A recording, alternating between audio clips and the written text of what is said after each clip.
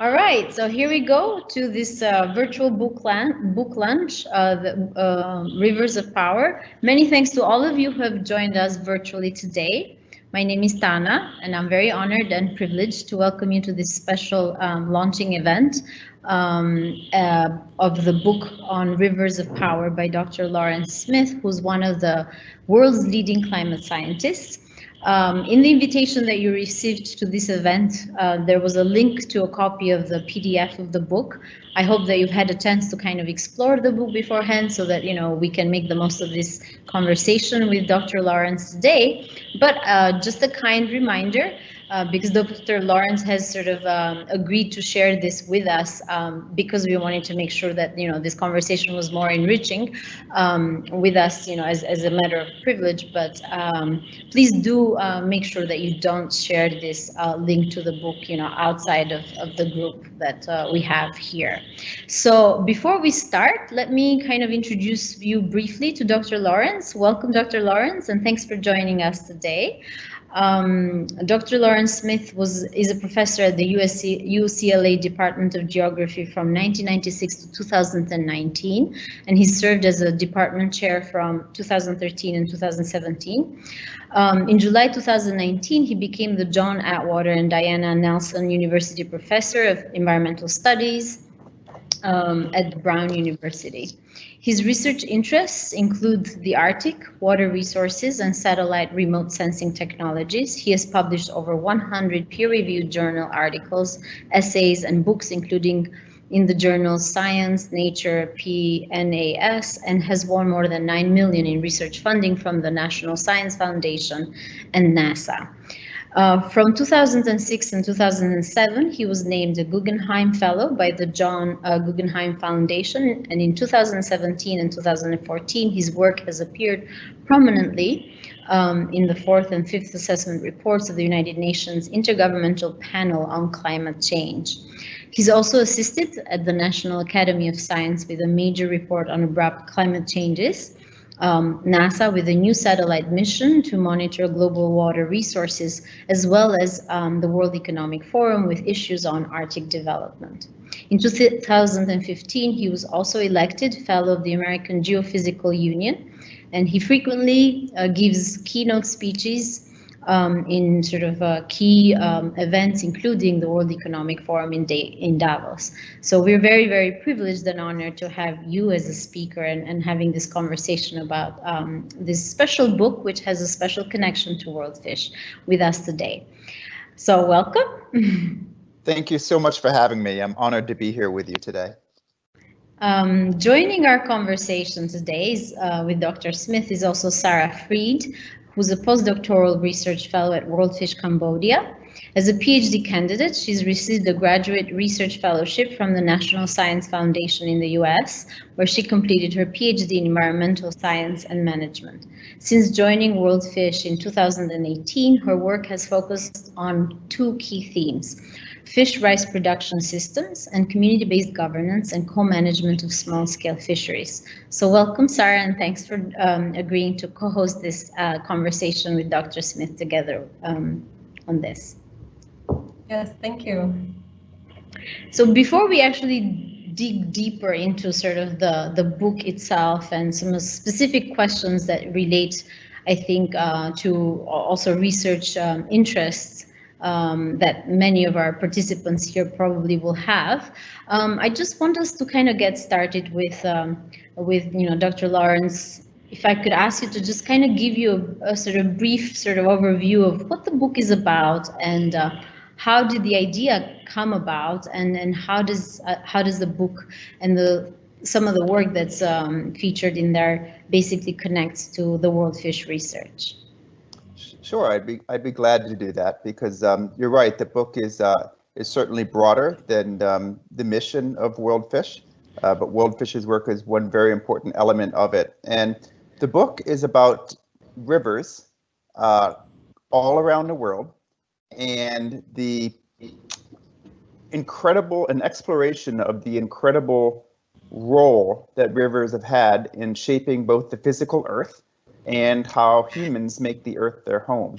And I think we all know that rivers are important. We all know that, you know, we have our civilizations have risen alongside rivers, and we need them in many pragmatic ways. But even I, who have studied rivers scientifically my whole life, didn't fully appreciate the depth of their grip over humanity until I started this project. And these natural geographical features are intertwined with human and biological life in just endless ways.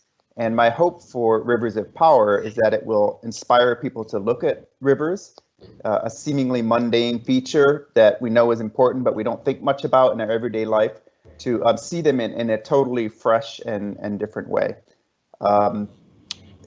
In terms of the topics that are covered, did you know that rivers have the origins of some of our most important societal institutions like science and engineering and law trace back to these things?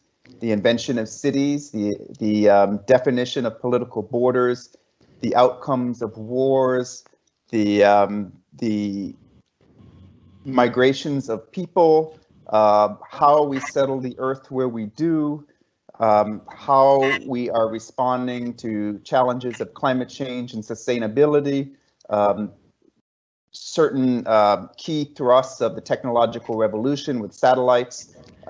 Believe it or not, rivers introduce themselves and are intertwined with all of these things. So my first overall goal for the book is to, I'm hoping readers will come away with a different perspective and come to view and appreciate rivers differently in their existential importance to human civilization.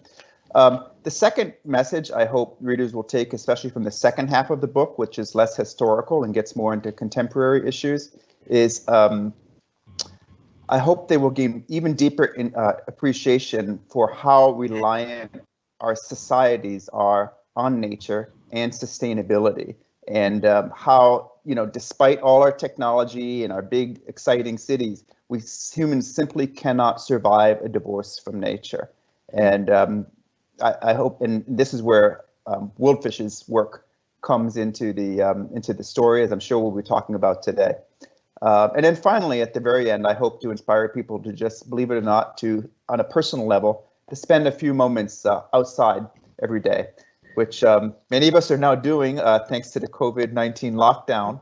And as stressful as this situation is, it might be even more stressful if we didn't step outside for a few minutes every day. And that, on a personal note, that's how that's one more lesson I hope people to take. My interaction with WorldFish is I caught wind of the exciting projects that CGIAR WorldFish is doing with rice fields fisheries in Cambodia. And I'm glad Sarah is hosting this, because she, I'm sure, is more expert on this topic than I. I hope we can talk about it a little bit more. But I was invited by Yumiko Kuro to come view some of these sites, who I understand she's no longer with WorldFish, but she was quite involved with the rice field fisheries projects in Cambodia. So I came to visit, and your organization very kindly arranged for some hosts and guides, and I got to see these amazing facilities, which really opened my eyes and became an important element of the book. So thank you for that. Yeah, it's really interesting what you say in terms of, I think particularly in the context of the world that we live in, you know, with the COVID-19 pandemic, I think more of us probably like have this yearning to kind of connect with nature more. So I think, you know, it's very timely, I think, to sort of, you know, read and engage with a book like this. And to be honest, when I was actually kind of reading through it, it also reminded me of, you know, the title Rivers of Power, and it reminded me of a story actually when I was traveling in Ethiopia. And, you know, my name is Tana, obviously, and people were sort of saying like, do you know what a magical name you have? You know, Lake Tana is the source of the Blue Nile, like one of the rivers in Africa. And people sort of like kind of wanting to do things, you know, for me, which was like really bizarre and really sweet. But it's just, you know, I guess, you know, it kind of made me think of that story about, you know, how even the name, even like, you know, the rivers and what sort of it evokes in people. So it's a really, really interesting kind of perspective in that regard. regard. Okay, well, I'm gonna sort of head over to Sarah to sort of get us started with a question on a more sort of research-focused questions about the book. Okay, sure. I read through the book and I found it really fascinating. And I have just a few questions. And the first one is regarding the way you describe many different ways that humans use rivers. And as you describe this, you show this in different periods of time. So we see it from like the earliest time in human civilization up until today. And this also can show the way we've added uses over time. So we might have started early on with just a few and then kind of accumulated more and more over time. And as this happens, one way to describe it might be a multifunctional system. The river or the landscape is now multifunctional. And we use this term in our work for some of the settings that we work in. So I'm just curious, from the examples you've observed in this multifunctional type setting, what were some of the common challenges, and are there any examples that stood out as well functioning? Thank you for that great question. You really picked up on kind of the secret theme or the main theme of the book, which I don't really hit readers over the head with. So it's great that you picked up on that. And you're right. The rivers, just like the systems you work with, are multifunctioning, and they're multifunctioning over space, like over physical space. I mean, here on Earth, we use rivers in very different ways, depending on both the geographical location and the local climate, and also the standard of living of people who live alongside them, right? So they serve different purposes for humans in different ways in different locations. They have also multifunctioned over time. The way humans have used the exact same rivers have changed dramatically over the time. And one example I talk about is the Nile River, for example, one of the most historic and long used rivers in human history, which at what time the annual flood of the Nile River was a complete divine mystery, because how this flood could come coursing out of the desert in a very predictable way, and frankly a gentle way. This is not a ferocious flood that rips everything apart. It was a life-giving swell that would predictably return every year out of the desert. To the ancients living at the time, this was a divine gift, which enabled obviously the planting of crops and life to sustain itself. That same river's gifts were later harvested in the 1970s with the construction of the Aswan High Dam to provide reliable municipal water supply and hydropower. And now there's a bit of a renaissance going on in real estate along the banks of the Nile River in downtown Cairo, which is kind of regentrifying like many of our urban riverfronts are today. So this same river over time has given gifts to people, but the nature of those gifts, rather like a famous children's story called The Giving Tree by Shel Silverstein, in which a boy grows up with an apple tree and needs different things from the apple tree at different stages of the boy's life. Rivers have been rather like that to human civilization all the way through time. But there are some unifying themes if you step back a little bit, which I think is kind of what you're asking. And as I did the research for this book, I found that throughout time and over physical space, humans have always used rivers really for five broad reasons. The first is natural capital, fish, resources, silt for planting and so forth. The second is access, physical access for boats and travel. The third is for territory, particularly definitions of territory and physical borders between nations, and also ways to penetrate and capture and to define territory. The colonials, for example, had no idea, had no charts, no good maps They really didn't have any idea about the lands they were supposedly capturing and trading in remote European capitals. So they would use rivers as these sort of delimiters and say, thou shalt have everything between this river and that river. And so these huge swaths of land were bartered remotely using these natural features as a convenient place marker. And then the fourth reason is for human well-being. And the fifth is for projections of power, for the acquisitions and projections of power. So for these five broad reasons, natural capital, access, territory, well-being, and power, we find that there are very common themes in this usage throughout the years. It's interesting, to hear you sort of describe this, because actually one of the most fascinating aspects of the book I found is really all the history, the rich history that's sort of described in the book. And I wonder actually, when you were writing this, whether, there are questions in your mind in terms of lessons that we have yet to learn and mistakes that we kind of keep repeating, in terms for example, I was struck by how you described the changes in ancient settlements in river floodplains, especially considering the current sort of day changes that we're facing, like climate change, rural migration, shifting diets and nutrition, environmental degradation, the pandemic, which we're all kind of living in. So did you find yourself wondering, why haven't we learned some of these sort of lessons of history in terms of how we,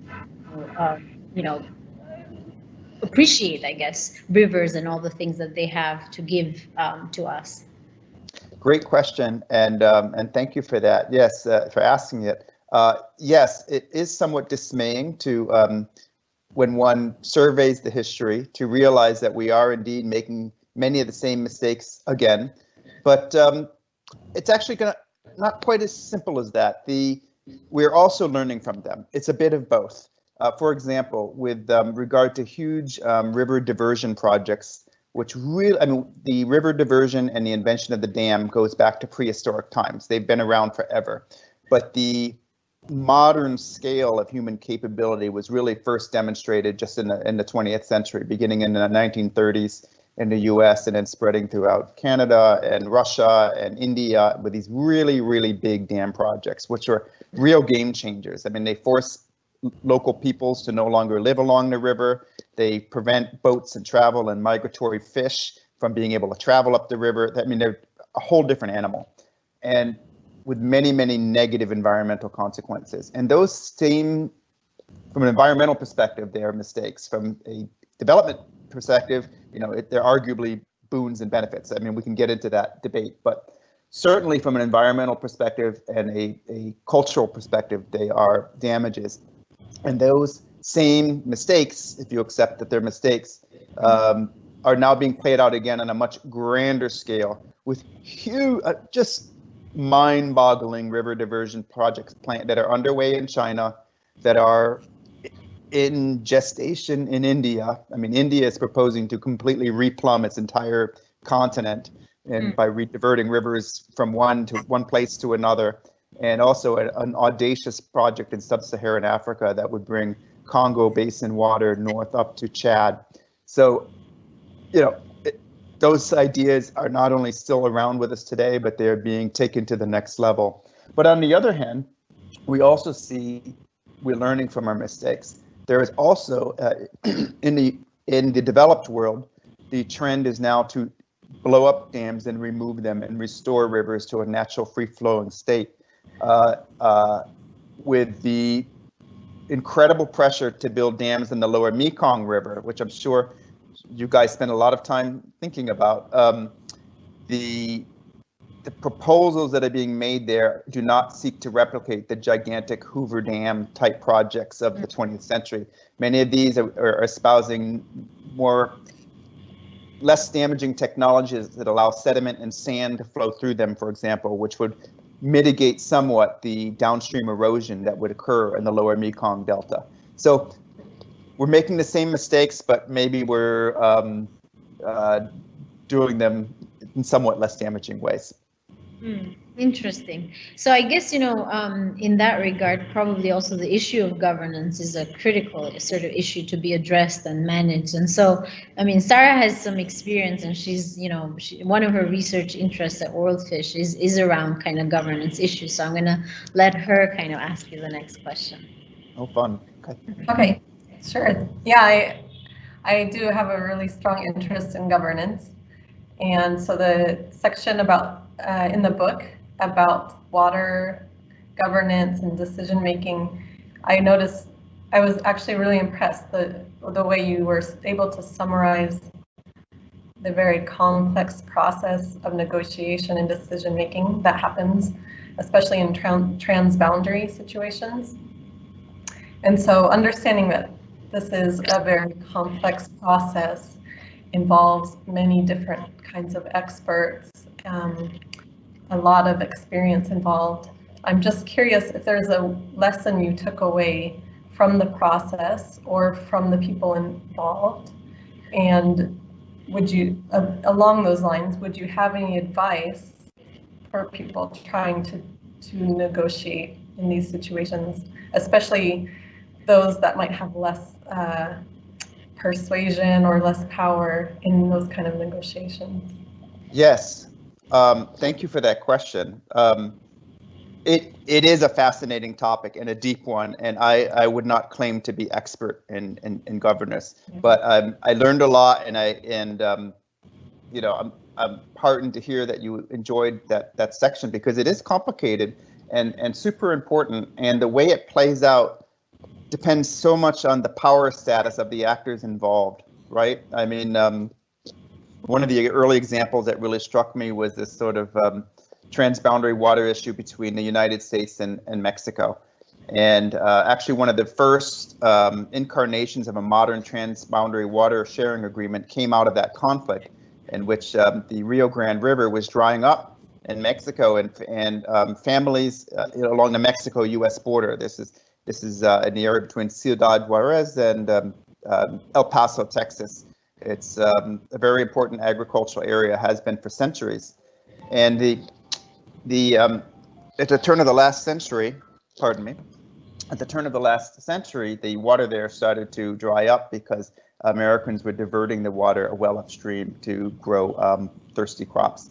The outcome of that was initially despite the power discrepancy even then, which of course is even greater today, and that border has changed a lot between that Rio Grande border has changed a lot. I visited it and was kind of struck by how militarized it is. But the outcome of that lesson was this: despite the power asymmetry between the two countries, at the end of the day, a pact was negotiated because rivers are so important, their water is so important that no one's willing to risk losing it. And so as a result, despite legitimate concerns about water wars and rivers being captured from one another, if you actually look at the facts around the world, it's exceedingly rare for that to happen. The rivers are actually an outcome of great success throughout the world, with over 400 successful water sharing agreements now at the national level. And furthermore, just a couple of years ago, very important, the United Nations Watercourse Convention is now in force, which provides other asymmetric actors. For example, if a weaker country, say in the Nile Basin, trying to negotiate for formalized water rights in the Nile River, this is a piece of international law they can at least point to as a starting point, whose principles might be laid down as a starting point for negotiations on a formal water treaty. So the lesson I think that I learned is of hope, that there are good patterns and agreements and outcomes from these negotiations. That said, they're also terribly messy and always ongoing and always stressed out, and stuff is happening constantly. So it's sort of a constant noise, but overall a positive message is what I took from it. The other piece of advice I would suggest is that I think to date, local actors have been largely left out of this. A lot of the agreements are happening between, nations and transboundary rivers. But if you look domestically within countries, there are far more political jurisdictions that are domestic, at the sort of state and province level, and at even the sort of county, local bureaucratic unit, because rivers have traditionally been used as borders between so many political jurisdictions. This enters the domestic as well as the international discourse. And I actually had with a student, we created a global digital database of this, and it's available online now. And it might provide a resource for more local water agreements, just to figure out who all the players are along a particular water basin, just as an organizing theme. Say, okay, we want to get a local domestic water treaty going. Who are the political jurisdictions that play? You can go to this database, and there they all are. And I think availing ourselves of this kind of freely available global information is another emerging toolkit for people who want to formalize water agreements in their area. Mm-hmm. Interesting. I don't know if you had a chance actually to attend some of the virtual ocean dialogues at the World Economic Forum last week. But it was interesting. One of the things that we actually brought up in discussions of sort of fish, and sort of as a critical, or aquatic foods, I would say, as a critical sort of lever for nutrition outcomes, public health outcomes, and a whole range of sustainable development sort of goals. We actually sort of raised the issue of like inland fisheries as being quite critical, because it's sort of largely marginalized from some of these key conversations about life below water, which tends to be dominated by discussions of the ocean and conservation of the ocean. So in your view, what's up with that? What's up with that? I've noticed that too. It's been like the hot thing for the last 3-4 years. And right. Yeah. So that's kind of the question that I wanted to point, to bring, to your attention, and sort of like, why do you think that is? Why do people forget, this important sort of activity or human activity that takes place in sort of inland water bodies, and why don't we sort of give it more visibility and kind of value it more? That is a great question, and I don't have the perfectly informed answer, but I think I can give you my opinion.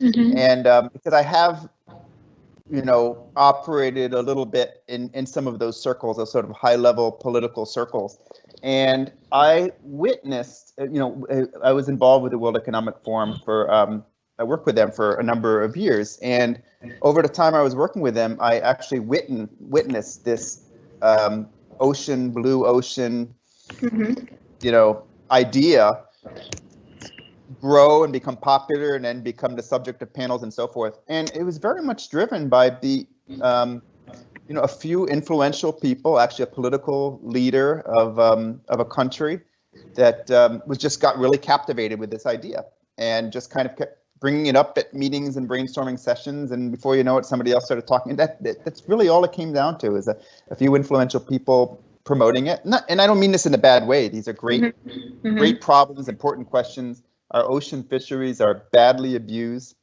It's really the last wild bushmeat that we pursue at commercial scale on Earth, mm-hmm. right? There's a lot of need for reform and sustainability, but I agree that this sort of sweeping aside of the inland fisheries component of this doesn't make a lot of logical sense when you think about the number of people involved, how many people survive off of inland fisheries, and the fact that inland waterways are the fish factories for many marine fish species, right? They come into estuaries, they lay their eggs, the small fish, many of them, cycle in and out of these brackish estuaries. So there's an inland component, a critical one, even for the quote blue ocean. So I think a lot of it is fairly, sort of serendipity and the fact things that catch on at the moment.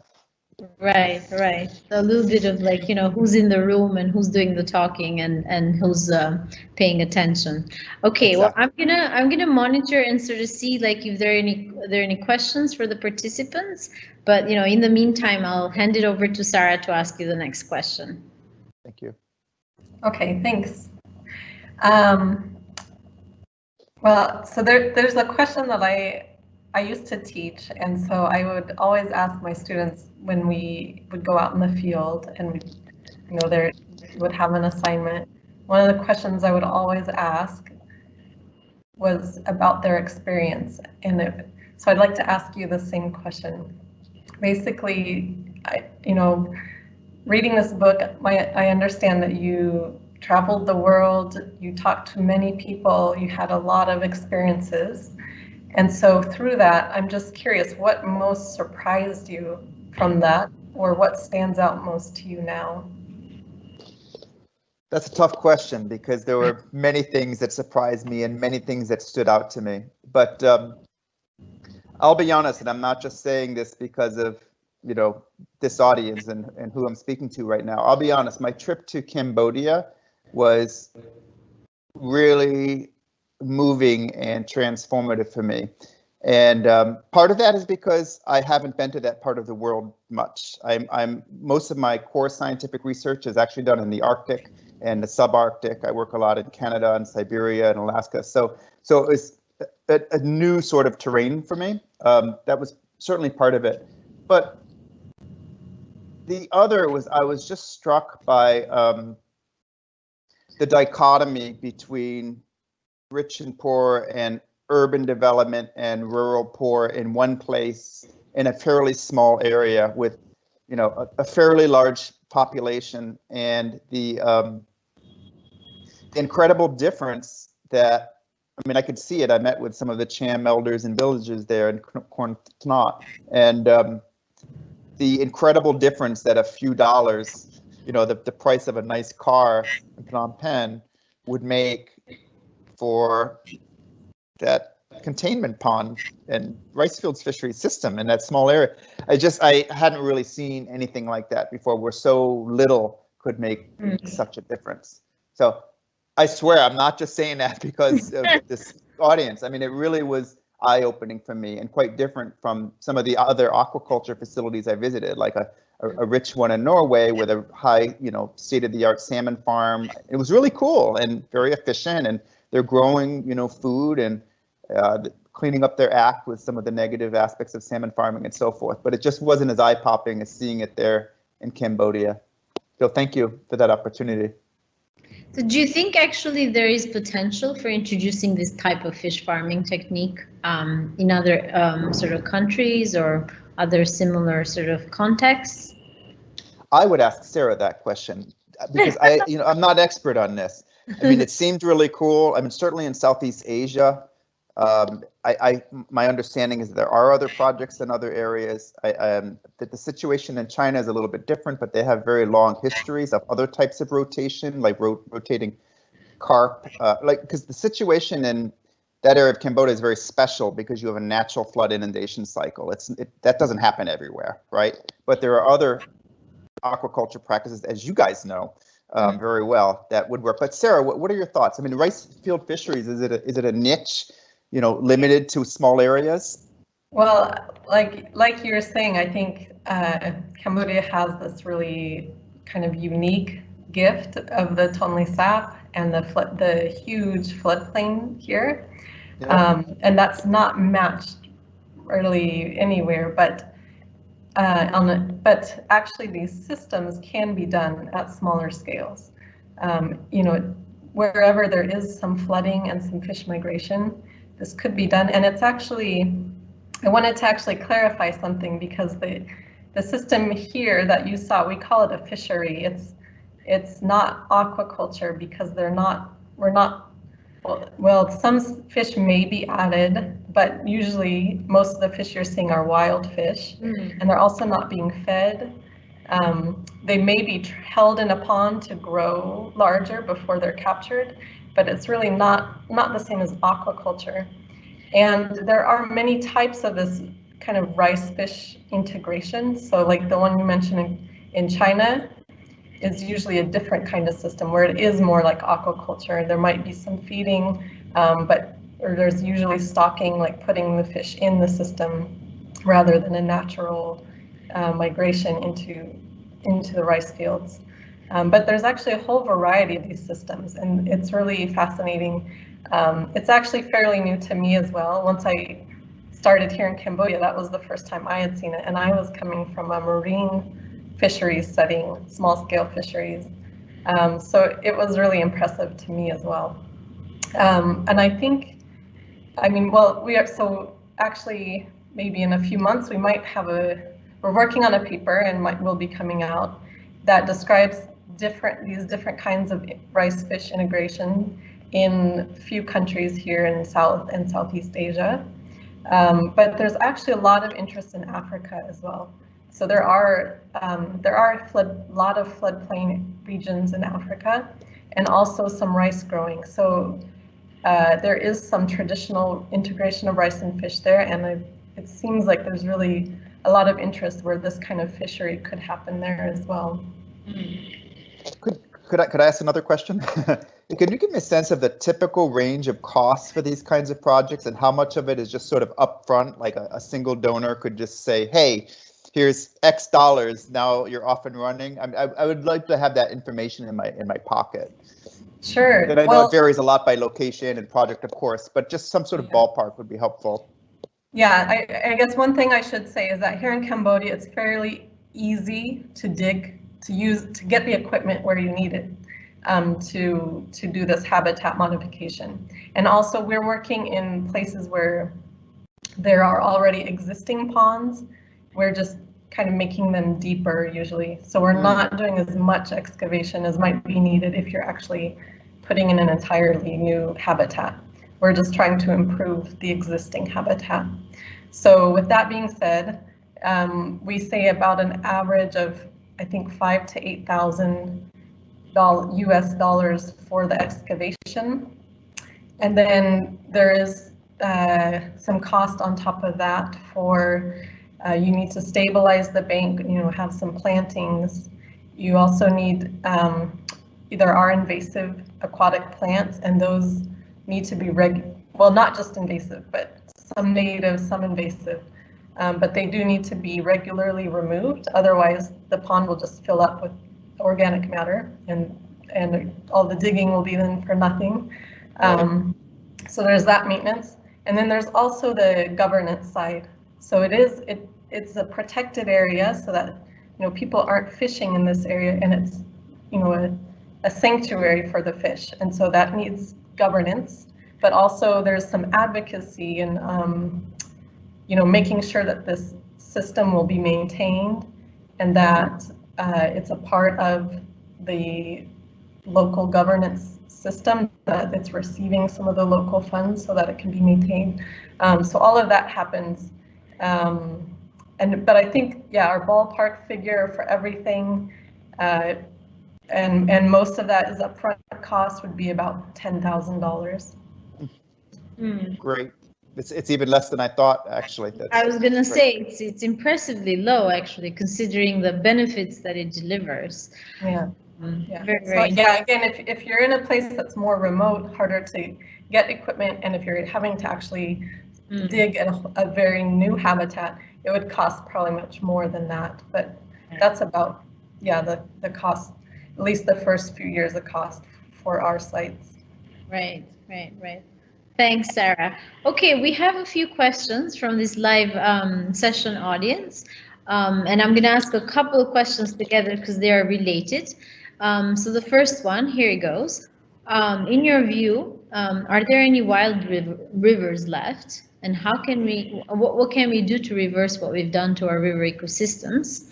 And then the next question that I think is related to it is that there's a section in your book, Dr. Lawrence, where you went into a deep discussion on how humans have built bridges, diverted rivers, and constructed dams in many parts of the world. What are some of the lessons learned from delving into the history of river engineering projects throughout the years?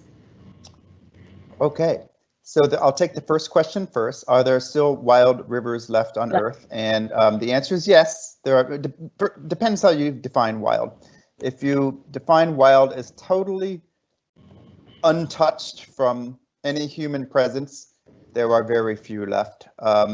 They do exist. I'm actually studying one right now at the very northernmost end of Greenland. It's so wild that there are actually wolves there that have never seen humans, so they're not frightened of humans, and they will stalk people, as we learned indirectly. But it's almost impossible to get to these places. So for all intents and purposes, there are very few indeed. But if you mean, unregulated, undammed, still free flowing, there are many rivers still left. Even at the moment, the lower Mekong still, not for much longer, I don't think. But there are many there, and steps that can be, was the question, what can be done to protect them? I didn't. Yeah, what can we do to sort of reverse damage that we've done to river ecosystems? Well, in the developed world, one great trend that has been going on for the last at least 15 years, but it's really picking up pace now, is one of dam removal of obsolete dams. And this often, most of the dams in the US, many of them are privately owned and have reached the end of their functioning life and are actually becoming liabilities for their owners. And furthermore, if they're used for for electrical power, they need to be recertified. So there's all kinds of headaches associated with these things. But there are a lot of money to decommission, and there's concerns about liability and so forth. So just creating this sort of political space and popular space by being supportive of these things actually goes a long way, and it's a trend that's accelerating in the United States, including like areas you might not guess, like the heartland of America, like the Midwestern states. It's actually happening very rapidly there in states like Wisconsin, for example. And then also in Europe, this trend is underway. Unfortunately, in the developing world, the opposite is true, where new dams are going in, and the developed world will be grappling with this same problem of aging dam structures in about a century. Their turn is coming up. So I think being supportive of these types of programs is something that all of us can do. What was the second question again? So the second question is really about sort of looking into sort of the lessons that we've learned from river engineering projects throughout the years. Yes, I think the lesson we have definitely very clearly learned is that the huge projects which got going in the 30s and 40s, as I discussed earlier, the damages to ecosystems and local communities is just immense. And that isn't necessarily stopping these projects. They're still moving forward in the developing world at a aggressive pace. But we have learned from them. And there are alternate models that we are now aware of, which we didn't know in the 1930s and 40s and 50s, but we know now. There are lower head dams, there are sediment pass-through technologies, there are alternates to big reservoirs, including small hydropower and micropower, which can't produce electricity anywhere near the scale of the big projects, that can be used to bring local, very low impact, carbon-free, like small amounts of it to local communities and be part of a sustainable energy portfolio. And there are also some really neat, big, bold ideas out there, like converting older reservoirs, such as Lake Mead in the United States, and turning it into a pump storage facility for renewable energy. There's a very bold $3 billion plan being considered by the city of Los Angeles to turn that reservoir, which is nearly empty because the Colorado River climate change is badly impacting the Colorado River, to potentially put out a wind and solar farm in the desert, and then use that energy to, when it's in low demand, to pump water back up behind a dam for pumped electrical storage. That's a very innovative, exciting idea that doesn't, create a new dam. It uses an old one for a sustainable purpose. Interesting. Speaking of dams, we have another question from the audience regarding the Grand Ethiopian Renaissance Dam, which obviously is a source of severe regional controversy. Oh yeah. So the question actually is, what do you think it will mean for Egypt's economy?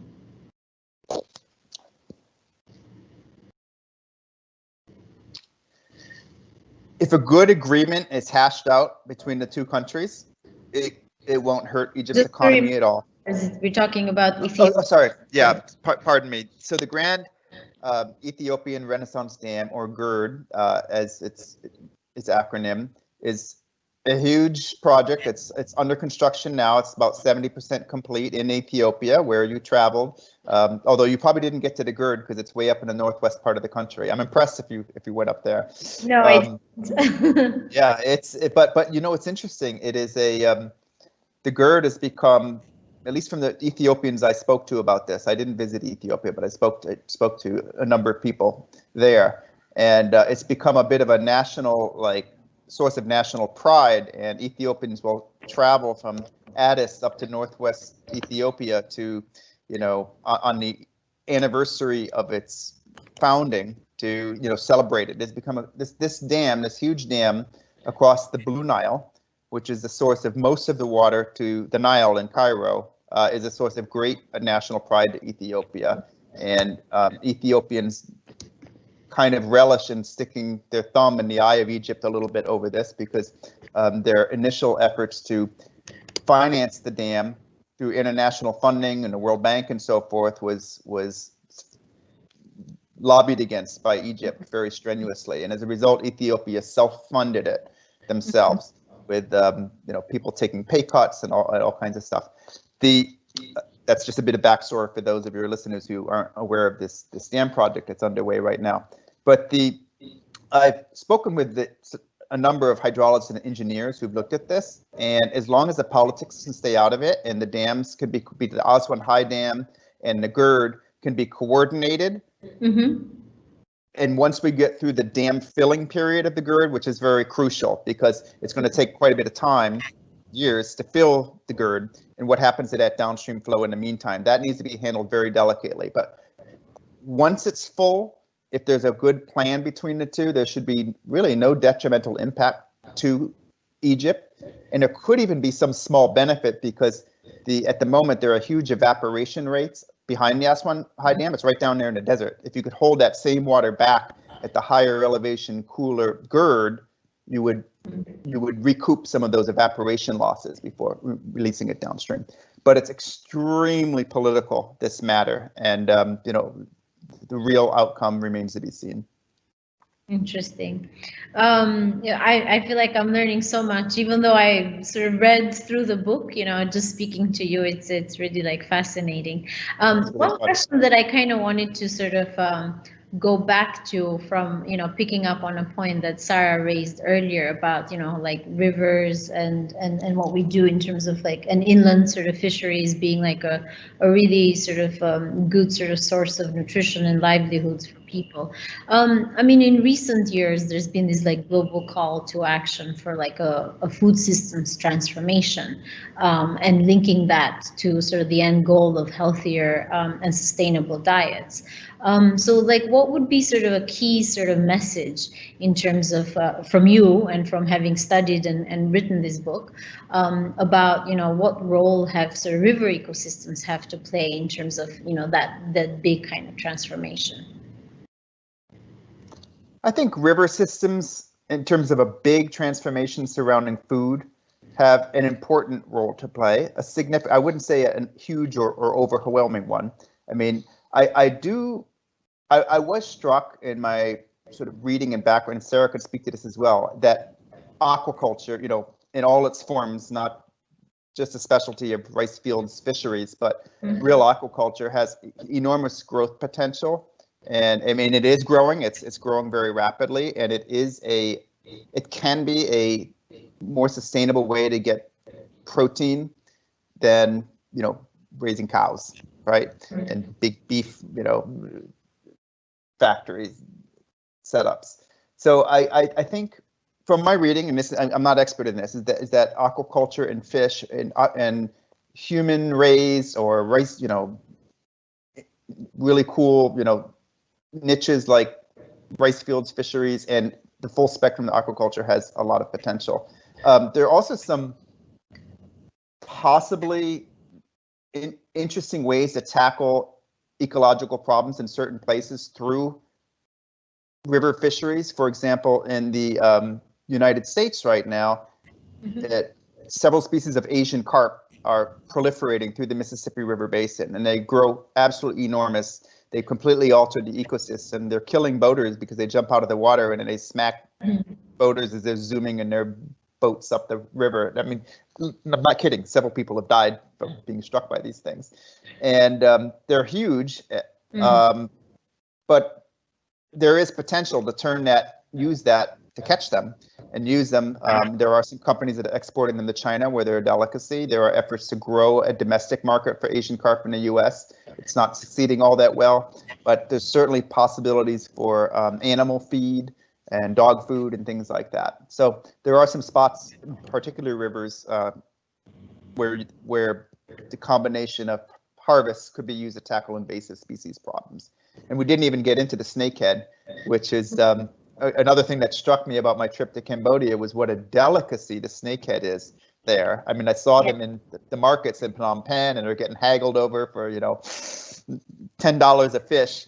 And then here in the US, I mean, I've been lecturing for years about the horrors of the snakehead, and it's an invasive species that got going in Maryland and is now spreading, you know, through rivers all around the eastern US and now down in Texas, where it's night and day, the perceptions of this fish, depending on whether it's an invasive species here in the US or a very storied delicacy in Southeast Asia and China. So fascinating.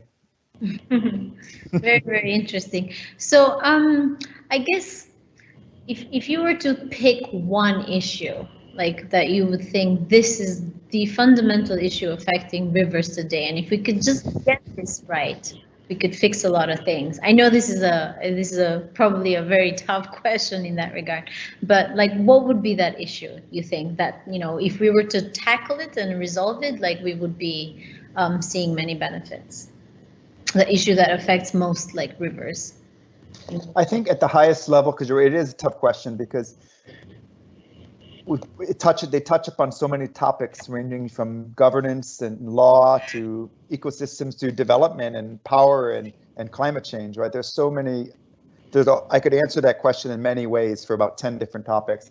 But at the highest level, I would say the one overarching message would be to appreciate just how important these things actually are for many, many dimensions of our lives, not just the ones that we may be familiar with or may think about at that moment. That by protecting rivers and also using rivers, I'm not saying they should all be turned into parks. They haven't been. From the dawn of civilization, humans have been using rivers. So using rivers wisely would be a high-level message that would actually have knockdown positive effects on all of these other elements that we've been talking about, and also just appreciating how settled we are around these things. Over 2/3 of the world's, or nearly 2/3 of the world's population lives within 20 kilometers of a major river. And if we included smaller rivers, I bet the number is closer to 99%. So nearly, I would wager that every person's, just about everyone listening in this call lives near at least a small river, not far from where you're sitting right now, and that it probably has a really interesting history, a local one that's entwined with your community, and very likely there's some sort of park or public land set alongside it somewhere. And so I would invite you to consider visiting it and thinking about it. Yeah. Go check it out when this is all over and walk along and learn a little bit about how it shaped your community, and to reflect a little bit and appreciate just how important these features are to life as we know it. That's a really, really nice message, I guess, in terms of, you know, being more mindful about nature and our connection to it. And that sort of thing that we are all kind of, you know, looking for a little bit more in our lives, considering we've been all cooped up at home doing everything, you know, virtually. So that's a really sort of nice message. But I want to go to Sarah, because, I mean, obviously, Sarah, you've read the book. And so as a researcher, to other researchers, what would you sort of, you know, why would you recommend, you know, that, you know, recommend that people read sort of Rivers of Power, aside from the fact that they will see discussions of some of our like wonderful research projects in Cambodia? Well, I guess the first thing that comes to mind is just the breadth that the book covers. And like the first thing Lawrence said was that rivers have been an integral part of human society and have shaped it in ways that we don't really think about or recognize. And then on the biophysical side as well, the way rivers shape or interact with the rest of the world, the earth, is also really fascinating. And all of that is covered in the book. So, I mean, I'm sure whoever reads it, they will learn something new. And it's, yeah, definitely worth reading. Mm-hmm. I have a comment here actually from one of the participants, and actually they're asking, you know, for you, Dr. Lawrence, to sort of expand a little bit more about this, you know, the things that you cover in chapter 8. And there's, I think, a quote from that particular chapter: the idea that a river strives for some higher purpose by modifying itself and its local environment is almost evocatively human. It's beautifully written, by the way. Thanks. Yeah, that particular passage is referring to a bit of physical science that I convey about rivers. I mean, much of this book is about human interactions with rivers, but there's, as Sarah said, I describe some of the fundamentals of fluvial geomorphology as well. And rivers are fascinating because they have one job, and that is to convey their sediment load downstream as efficiently as possible, sort of minimizing wasted energy. And they do this, and they have to do this with the available water that the climate gives them. And they do this in a very fascinating way by regulating their own slope. And if a river is flowing over hard bedrock, of course, it's very challenging, and then you get a bunch of waterfalls and, you know, beautiful chasms and so forth. But give it enough time, so it can lie in its own bed with sediments, it will assume a sort of idealized hockey stick shaped profile, which is exquisitely graded to just perfectly move its distribution of sediment grain sizes downhill. Because at the upper elevation, the higher elevations, the rocks and sediments are still quite large. Think of boulders and cobbles and gravel. And as it moves downstream, it gets broken into smaller and smaller pieces, and the sediment size gets smaller. Therefore, the river needs to have a steeper slope in the headwaters and a gentler slope in the lower reaches in order to convey, like a conveyor belt, that size distribution downstream. So the river does this by eroding in some places and steepening in others, and doing things like cutting off. If you fly over a low gradient river, you'll see it has loopy horseshoe-like bends, and every now and then a river will cut across itself and leave and abandon. It's called an oxbow lake. Well, by doing that, it steepens its own slope because it's taking less river length to drop the same distance. It's a way of steepening itself. So they regulate themselves in order to do their job of moving this stuff down to the ocean. Interesting. Kind of like us humans, adapting, changing, learning, evolving, that sort of thing. Adjusting our own environment. Yes, absolutely. I have a couple of quick questions, I think, from the audience, because we're sort of getting close to the time of wrapping up this discussion, which I'm sure we could carry on for a few more, hours. Can you share with us a case of a successful national policy at country level or, regional level to protect rivers? And then what commonalities have you found in riverbank communities? There are many successful examples of river policies. An exciting one was passed in Europe, which is coming into effect either now or just did. I forget the name of it, but it's a new EU-wide requirement for certain sustainable benchmarks in Europe and EU waterways, and it is in fact a trigger in promoting a lot of the dam removals that I talked about earlier. It has real impact, and I'm forgetting the exact name of the law. It's in the book, but that's one I'm quite excited about. And as far as commonalities of river people,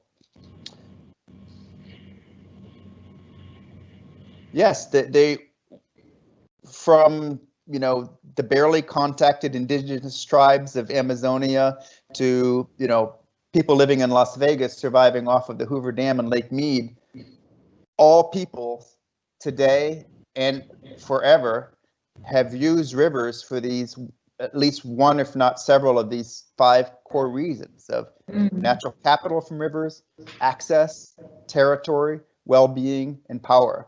There are absolute commonalities when you look at it from that sort of 5-point framework.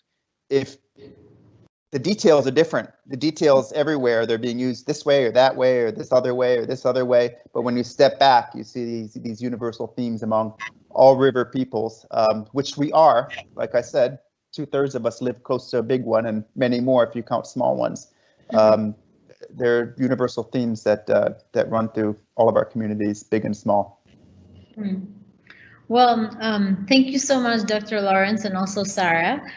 Just a quick reminder before we wrap up, about the book. I hope this discussion, this conversation has stimulated you to sort of engage with and read the book. But please do make sure that you don't share the link beyond, the group that's been shared with, because that's been sort of shared with us as a courtesy. So I thank you for that, Dr. Lawrence. So let me close this session by sort of showing my appreciation for your participation and joining us today in this conversation, and as well as also those who have decided to follow us and participate virtually in this live session. I hope you all have enjoyed the exchange of views and learning more about this book. I hope you've been inspired and taken something useful from this discussion to maybe apply to your everyday work, life, research, or individual or collective action for shaping change in the world through the power of rivers. So wishing you a really wonderful day, and we will speak soon.